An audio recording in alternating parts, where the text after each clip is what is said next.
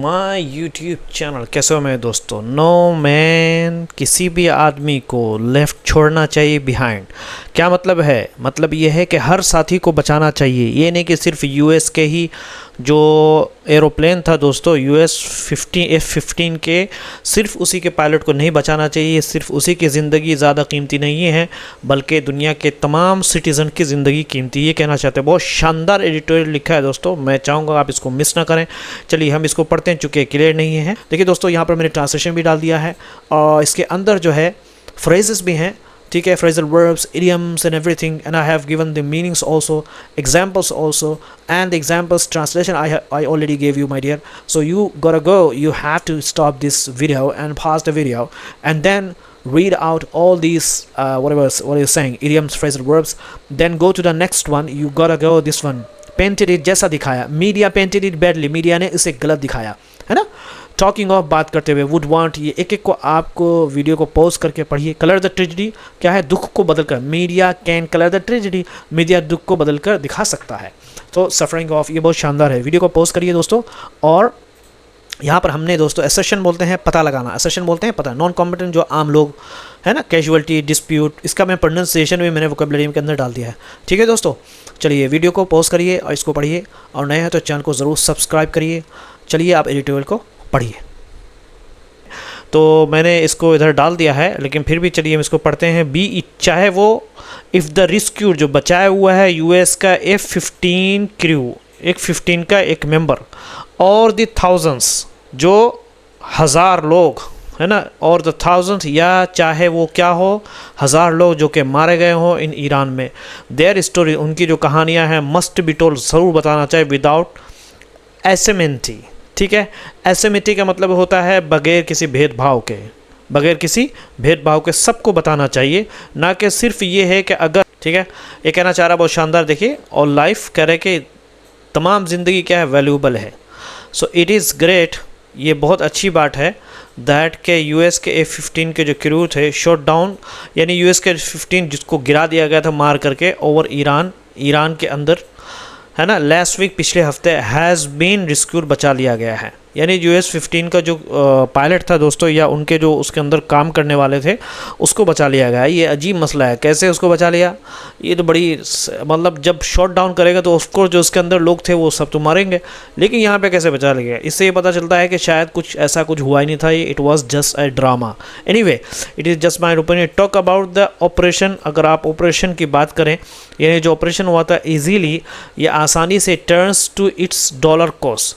हमेशा जब लोग ऑपरेशन की बात करते हैं, ये कि जब लोग बात करेंगे कि भाई यूएस का F-15 को गिरा दिया है, तो उससे ज़्यादा बात करते करते लोग इस बात पर भी बात करने लगते हैं कि भाई उसकी कीमत कितनी थी, यानी अमेरिका का कितना नुकसान हुआ, इस पे भी बात करने लगते हैं। कि यूजुअली ऑपरेशन टॉक जो होता है वो मुड़ जाता है या बदल करके वो डॉलर की कीमत पर हो जाता है। तो उससे ये अंदाज़ा लगता है कि अराउंड तकरीबन $300 मिलियन का था वो यूएस का F-15 की कीमत जो है, बाई सम एस्टिमेट। कुछ लोग जो अंदाज़ा लगाते हैं कि जो उसके अंदर उसकी कीमत जो है $300 मिलियन की थी, बट दैट, लेकिन ये कि मिस इज़ द पॉइंट, वो मिस करता है असल पॉइंट को, यानी उसको एक चीज़ जो समझनी चाहिए वो समझ में नहीं आ रही है, जो असल बात समझना है वो समझ में उसको नहीं आ रही है। ठीक है, तो मिस इज़ द पॉइंट, असल बात को ये मिस करता है। यानी असल बात जो है वो क्या है दोस्तों, कि अमेरिकन रेस्क्यूज, अमेरिकन बचाता है अपने सोल्जरों को, बिकॉज अपने सैनिकों को, जो उसके आर्मी है, बिकॉज क्योंकि वो यकीन करता है इस बात करके, नो प्राइस, कि कोई भी प्राइस जो है इज़ टू हाई, वो ज़्यादा इतना हाई नहीं हो सकता, टू सेव देम, कि इतना भी ज़्यादा हाई कोई प्राइस नहीं हो सकता कि उसको बचाया जा सके। ठीक है, व्हाट अबाउट आवर लाइफ्स, कह रहे कि अगर इतनी $3 मिलियन करके खर्च करके उसका जो है उसको बचाया गया है, ठीक है, क्या दूसरों की ज़िंदगी की कोई कीमत नहीं है? दो, व्हाट अबाउट अदर्स लाइफ दो, कहने का मतलब ये है कि क्या, और दूसरों की, लेकिन बाकी लोगों की जान का क्या उनकी कोई कीमत नहीं? व्हाट वैल्यू, कहने का किस टाइप का जो है एथिक्स, यानी हम अपने दुश्मन जो है सैनिकों और दोनों तरफ के आम लोगों की जान की कितनी कीमत समझते हैं, है ना। What value do we place, यानी कितनी कीमत हम रखते हैं, जगह पे रखते हैं, यानी कितनी कीमत हम समझते हैं on the lifes of enemy soldier, दुश्मन के सैनिकों के ज़िंदगियों का, उसकी हम कितनी कीमत लगाते हैं। एंड नॉन कॉम्बेटेंस, नॉन कॉम्बेटेंस का मतलब होता है, एक तो कॉम्बेटेंट उसको बोलते हैं जो लड़ने वाला हो, लेकिन नॉन कॉम्बेटेंस जो नहीं लड़ने वाले हैं, ऑन बोथ साइड, दोनों साइड पर, चाहे वो अमेरिका की तरफ से हो या ईरान की तरफ से हो। तो उनकी असल में हम जो है क्या वैल्यू लगाते हैं कि जब अब तुमने एक अपने अमले को बचाने के लिए इतने रुपए खर्च किए हैं, ठीक है, या USA 15 शायद इन्होंने इतने रैंसम लगा कर शायद उसको $300 मिलियन जो है वो खर्च किए हैं, या ये इस F-15 की जो है US की F-15 की कीमत इतनी थी। इसमें दो मीनिंग हो सकता है, या तो US F-15 की कीमत जो $300 मिलियन थी, या ये हो सकता है कि $300 मिलियन खर्च करके उस क्रू को बचाया गया है, ये भी मकसद हो सकता है। लेकिन अमेरिका ने, कहने का मतलब है कि अमेरिका ने इतने सारे पैसे खर्च करके सिर्फ अपने क्रू को बचाने के लिए इतना पैसा खर्च किया है। यानी वो कहना चाह रहा है कि कोई भी प्राइस किसी अपने सोल्जर को बचाने के जान से ज़्यादा कीमती नहीं हो सकती। तो एडिटोरियल साहब ये कहना चाहते हैं, व्हाट अबाउट अदर्स लाइफ, कि अच्छा तुम्हारे रेस्क्यू की, तुम्हारे क्रू की जान इतनी वैल्यू है, लेकिन दूसरे लोगों की जान, जिस F-15 के ज़रिए कितने लोगों की जान ख़त्म गई हो, उसकी वैल्यू की क्या बात करते हैं, उसकी वैल्यू की बात करो, उसकी वैल्यू क्या चीज़ है। और स्पेशली उन लोगों की जो मासूम लोग जो मारे गए हैं, उनकी कीमत क्या लगनी चाहिए, है ना। एक मरतबा फिक्र करते हैं, what value do we place, मतलब ये क्या, हम दुश्मन सैनिकों और दोनों तरफ के आम लोग, नॉन कॉम्पिटेंस बोलते हैं जो लड़ाई में नहीं है, कि जान की कितनी कीमत समझते हैं। व्हाट वैल्यू, कितनी कीमत, डू वी प्लेस, जगह पे रखते हैं, इन्हें समझते हैं, of the lives of enemy, दुश्मन सोल्जरों की ज़िंदगियों का, एंड नॉन कॉम्पिटेंस, और जो लोग नहीं लड़ रहे हैं, ऑन द बोथ साइड, दोनों तरफ के, उसका क्या तुम वैल्यू रखोगे भाई। कह रहे हैं कि युद्ध के दौरान सही संख्या पता करना मुश्किल होता है, वाइल जबकि कैजुअलिटीज़ यानी मरे हुए लोगों का पता करना आर हार्ड बहुत मुश्किल है टू असर्शन। असर्शन बोलते हैं किसी बात को सुनिश्चित करना कि भाई कितने लोग मरे हैं, उनकी सही इन ऑन गोइंग वार, ये जो अभी हाल फिलहाल में जारी वार के अंदर कितनी कैजुअलिटी लगी है, उसको जो है नंबर का सही पक्का पता लगाना जो है हार्ड, मुश्किल है। एटलीस्ट कम से कम हो सकता है 1,106,000 इरानियंस यानी सिविलियंस, तकरीबन 1600 सिविलियंस मारे गए हैं, ये जो कि नंबर लगा, लेकिन इससे भी ज़्यादा, इंक्लूडिंग इसके अंदर अराउंड तकरीबन 250 चिल्ड्रन, 250 बच्चे भी हैं, हैव डाइड, जो कि मर गए इन US एंड इजरायली स्ट्राइक्स में। फिर भी दुखी दोस्तों, इतने लोगों ने, इन लोगों ने मार दिया सब मिल करके, ये तो कुछ भी नहीं है दोस्तों, बिलियंस ऑफ लोगों को इन लोगों ने मारा है, दोनों ने मिलकर, लेकिन इनको कोई भी जो है ना टेररिस्ट नहीं कहता है ना। ओवर द पास्ट 5 वीक्स में, पिछले 5 हफ्तों के अंदर इन्होंने ये काम किया। इन लेबनान की बात करें दोस्तों, लेबनान के अंदर द सिविलियंस टोल जो आम शहरी है, उनकी जो नंबर है इज़ टचिंग, वो टच कर रहा है तकरीबन 1,500, यानी 1,500 लोग मारे गए इसराइल में, इसराइल की स्ट्राइक से लेबनान में। Israel tool is smaller, Israel के जो संख्या मरने वाली स्मॉलर, बहुत छोटा है, बट कंसिडरिंग, लेकिन समझते हुए दैट इट इज़ फाइटिंग, वो इसराइल जो लड़ रहा है अ वार ऑफ चॉइस, एक चॉइस की वार, यानी वो लड़ना चाहता है ना। लेकिन ये जो लेबनान में और ईरान में जो आम शहरी थे, वो तो लड़ना नहीं चाहते थे। तो इनका अगर वो अगर मर रहे हैं, they are the war of choice, they want to line, they want to fight. आप किसी से भी आप कुछ पूछोगे, अगर वहाँ इजराइल में जाकर किसी से पूछे क्या चाहते हो तुम, तो वो बोले हम मारना चाहते हैं फ़लस्तीनी को या और लोगों को। अच्छा, कह रहे कि ऑल कैजुअलिटीज़, जितने भी कैजुअलिटीज़ हो सकते थे, जितनी भी मौतें, वर अवॉइडेबल, इनसे बचा भी जा सकता था, यानी अगर इजराइल स्ट्राइक नहीं करता तो nothing is gonna happen. And Iraq, Kuwait, UAE, कह लेगा अगर इराक, कुवैत और UAE और दूसरे जो गल्फ देश अगर उनको अरंट इवन एट वार, वो यहाँ तक के वार पर भी नहीं है, यानी उनको लड़ना ही नहीं था, बट हैव लॉस, लेकिन उन्होंने भी अपने लोगों को खोया है ना। कुड दिस वार, कहने के ये जो वार हो सकती है, हैव अकर्ड, वाक़ हो सकती है या हो सकती थी, अगर इफ़ बोथ पार्टी, दोनों के पार्टीज़ जो है क्या कर लेते, टू द डिस्प्यूट, झगड़े को वो अगर वो समझ लेते, कंसीडर अगर समझते, और लाइफ वैल्यूबल, जितनी भी ज़िंदगी है सबकी कीमत है। यानी अगर दोनों पार्टीज़ US, इजराइल और ईरान, अगर ये समझ ले, इजराइल समझते हैं कि जितनी भी ज़िंदगी है, खाली हमारे सोल्जर की लाइफ वैल्यूबल नहीं है, बल्कि जितनी भी ज़िंदगी है सबकी लाइफ क्या है, वैल्यूबल है। अगर इस बात को ये समझते हैं, तो यहाँ पे जो है ये वार जो है ना क्या है, वाकई नहीं होती, ये वार होती ही नहीं।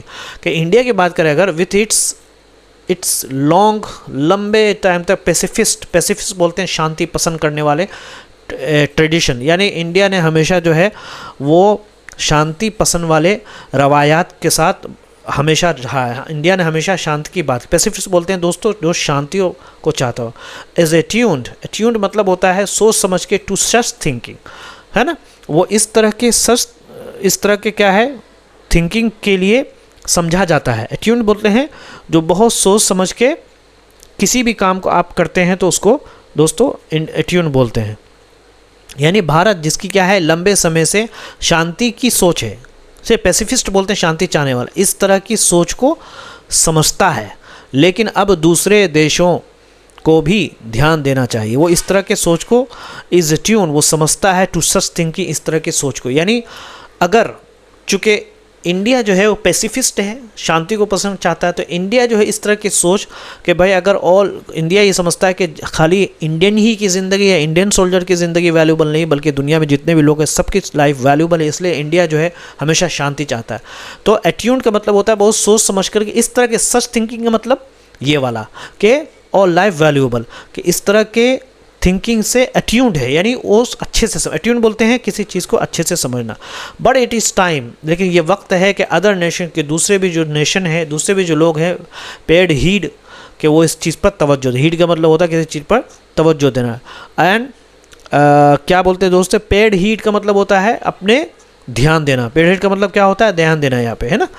टू, वो भी ध्यान दें कि बस सिर्फ इंडिया की बात नहीं या फिर कोई दूसरी पैसिफिक नेशन की बात नहीं, बल्कि जितने भी लोग हैं उनको इस चीज़ पर ध्यान देना चाहिए कि ऑल लाइफ वैल्यूबल, जितनी भी ज़िंदगी है वो सबकी वैल्यूबल है, इसलिए जो है हमें लड़ना नहीं चाहिए। दैट इज़ बिकॉज, क्यों, ये इसलिए कि अब फर्दर आगे बढ़ करके, दैट इज़ फार, कि आगे बढ़ करके फ्यूचर में ऐसा होने वाला है, दैट इज़ फार ब्लडियर, बहुत खतरनाक खून बहेगा दोस्तों, देन द प्रेजेंट, अभी के से ज़्यादा ये फ्यूचर दिख रहा है कि बहुत ज़्यादा खूनी होने वाला है।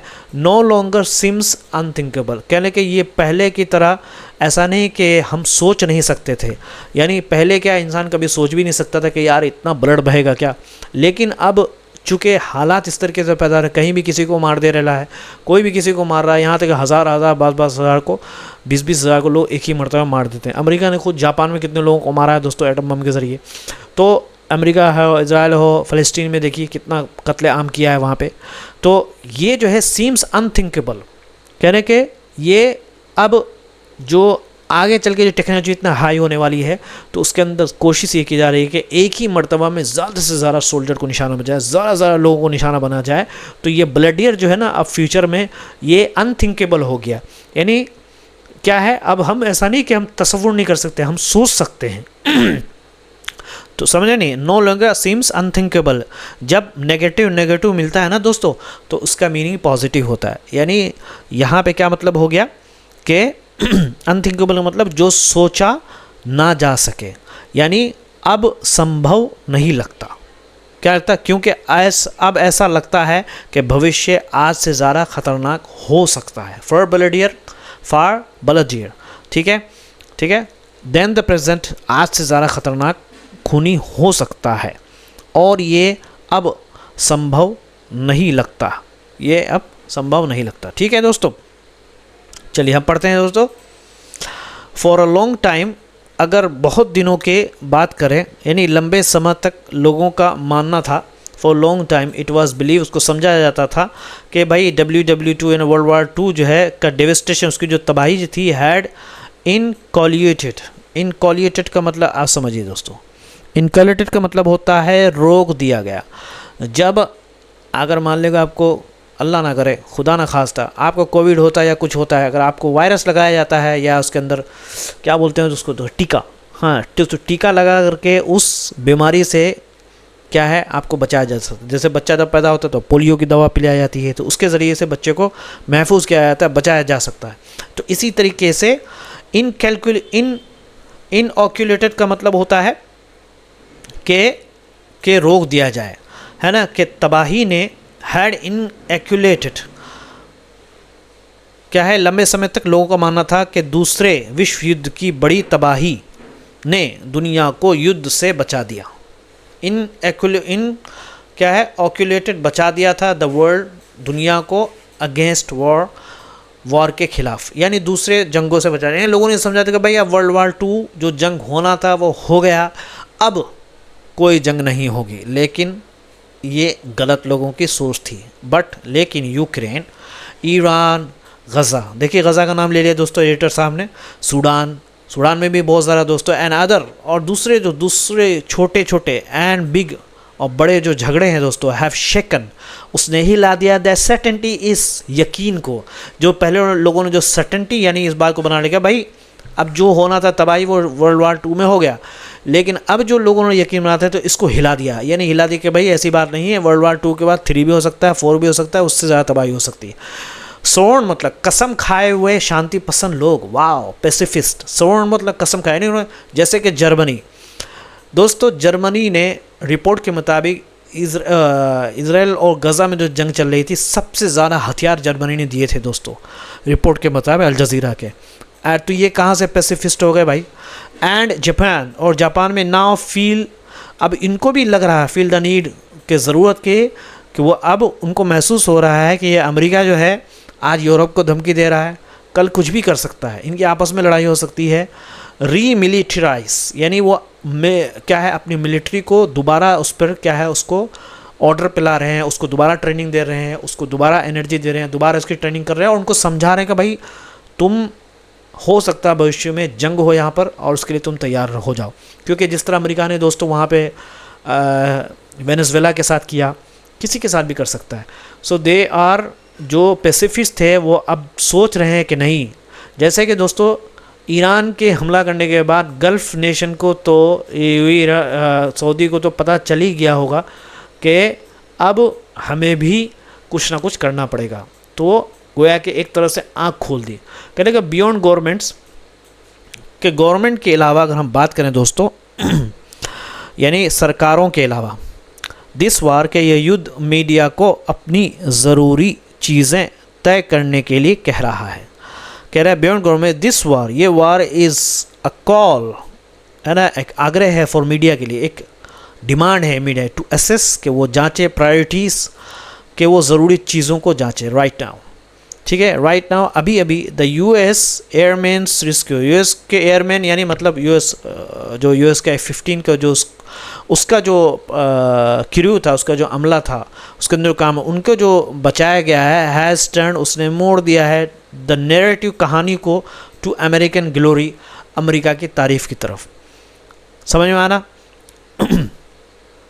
क्योंकि देखिए अब ये मीडिया को ये दिखाना चाहिए, ये कहना चाह रहा है कि मीडिया को ये दिखाना चाहिए कि ठीक है उसको बचा लिया गया है, अच्छी बात है, उसकी जान बच गई, लेकिन उस एयरमैन के ज़रिए और यूएस ने कितने लोगों का खून किया है उसकी तरफ भी मीडिया को ध्यान देना चाहिए, ना कि सिर्फ अमेरिकन ग्लोरी के ऊपर कि भाई अमेरिका ने बचा लिया, अमेरिका कितना अच्छा है, अमेरिका ने अपने लोगों को बचाया, अमेरिका जो है ना सेवर है, लेकिन कितने लोगों का खून किया है, कितने लोगों को खा गया, वो वहाँ पे मासूम लोगों को मारा, जैसा कि एडिटर साहब ने बताया, तो उस पर भी मीडिया को बात करना चाहिए।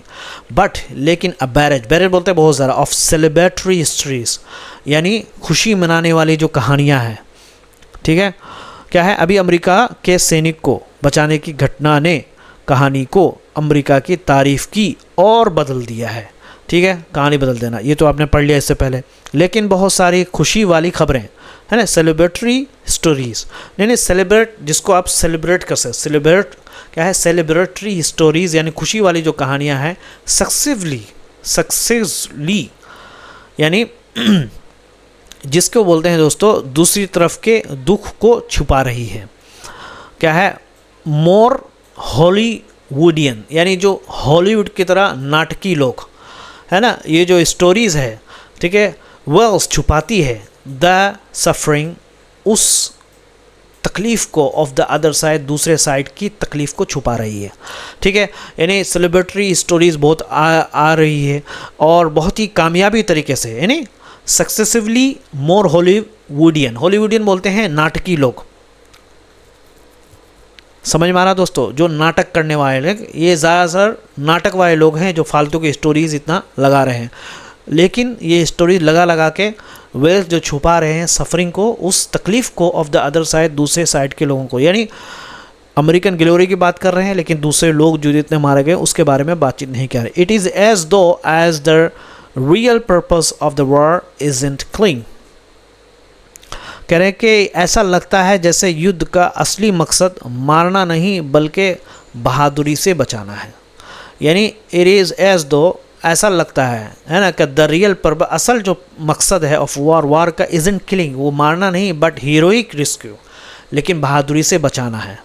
अब वो बचाया है कि वो कुछ शॉट डाउन हुआ ही नहीं था, इस बारे में कोई नहीं जानता। वी नो, हम जानते हैं दोस्तों, that the narrative shapes war, कि कहानी जो है ना वो वार को बदल देती है दोस्तों। इसी तरह यही काम मीडिया का है दोस्तों। मीडिया पर इसलिए कभी भी ब्लाइंडली बिलीव नहीं करना चाहिए, इंसान को खुद से देखना चाहिए और हमेशा दिल दिमाग को साफ रखना चाहिए। अगर आप चाहते हैं कि आप सच्चाई के साथ रहें और आप सक्सेस रहें और आपका दिल साफ़ सुथरा रहे, तो हमेशा दिमाग को और कान को साफ रखें। दो कान इसलिए दिया गया ऊपर वाले ने कि एक कान से सुने तो दूसरे कान से भी सुनना चाहिए, एक तरफ से फैसला नहीं करना चाहिए। इसलिए देखिए, नैरेटिव्स जो है ना बनाए जाते हैं दोस्तों, बहुत सारे नैरेटिव्स आपको बनाए जाते हैं कम्युनिटीज़ में आपस में नफरत पैदा करने के लिए, और वो नैरेटिव्स चलते रहते हैं। कह रहे हैं कि war lasted as long as did. कह रहे हैं कि वियतनाम की जो वार जो है वो जब तक चली, जब तक वो चलती रही, है ना। यानी वियतनाम युद्ध उतना ही लंबा चला जितना चलाया गया, है ना। लॉन्ग एज इट डिड, जितना चला, एंड एंडेड, और क्या है, और तब ख़त्म हुआ जब हुआ, and ended when it did. और वियतनाम की वार जब ख़त्म हुआ तब ख़त्म हुआ जब वो हो गया।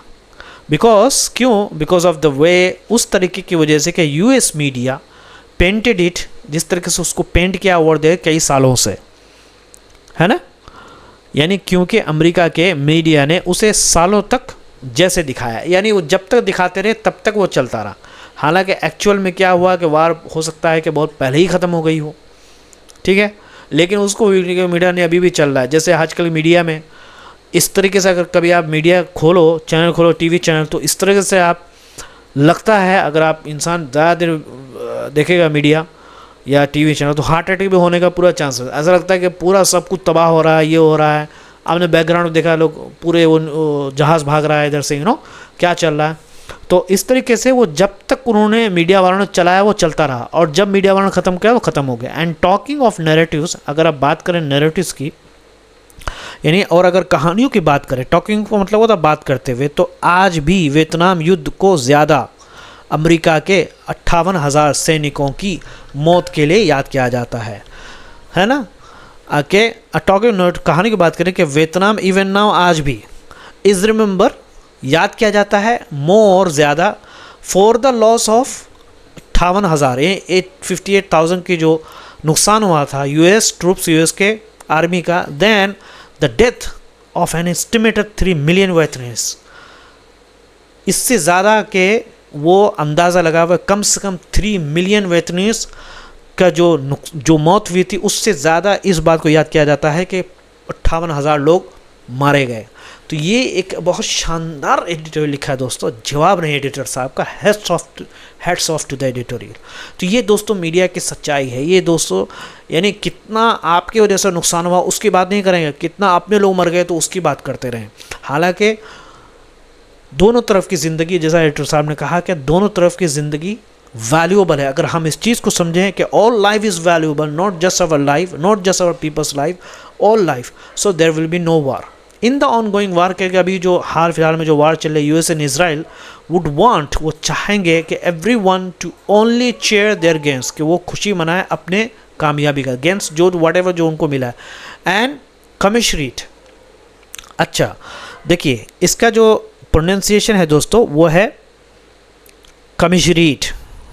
क्या है? कमिशरीट, याद रखो, दुख जताना, एंड कमिशरीट, और वो दुख जताएं देयर लॉस, अब उनके नुकसान, क्या नुकसान का मातम करें जिसको बोलते हैं, नुकसान के बारे में बात करें।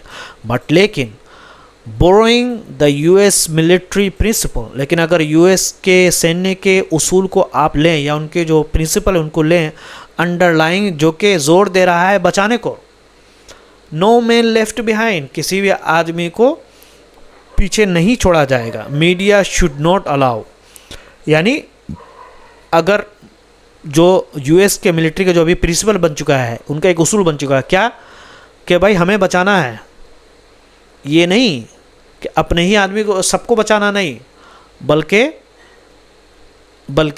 अपने लोगों को बचाना, कि नो मैन लेफ्ट बिहाइंड, किसी भी आदमी को पीछे ना छोड़ा जाए। यानी क्या मतलब है कि मीडिया को युद्ध की असमानता को, आम लोगों के दुख को बदलकर दिखाने नहीं देना चाहिए। ठीक है, मीडिया शुड नॉट अलाउ, है इजाज़त नहीं देना चाहिए एसिमेट्री मतलब असमानता ऑफ द बैटलफील्ड, क्या है, लड़ाई के असमानता को नहीं दिखाना चाहिए। टू कलर के इन्फ्लुएंस, कलर मतलब कलर डालें द ट्रेजिडी, दुखद घटना को, ऑफ नॉन कॉम्बेटेंस, जो नहीं लड़ने वाले लोगों के घटना को इन्फ्लुएंस करने के लिए, उस पर कलर डालने के लिए।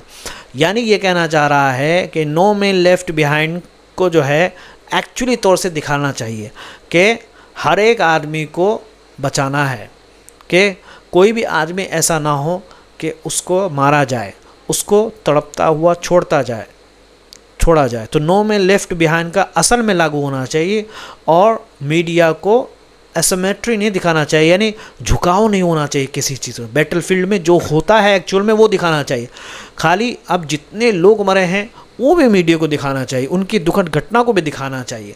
खाली जो है आप रिस्क्यू उस पर ग्लोरी, अमेरिकन ग्लोरी कर, हमने ये कर लिया, अमेरिका ने ये बचा लिया, तो ये ऐसा नहीं होना चाहिए, बल्कि हर तरह की चीज़ों को दिखाना चाहिए। बिकॉज क्यों, इसलिए कि हर लाइफ, जितनी भी ज़िंदगी, सब वैल्यू, सबकी कीमत है। The suffering of every man, कह रहे कि हर एक इंसान का जो तकलीफ़ है, वुमेन एंड चाइल्ड, और बच्चे का, शुड बी टोल्ड, बताया जाना चाहिए, और ये कहानी सुनाई जानी चाहिए। नहीं तो चैनल को ज़रूर सब्सक्राइब करें। Thank you so much.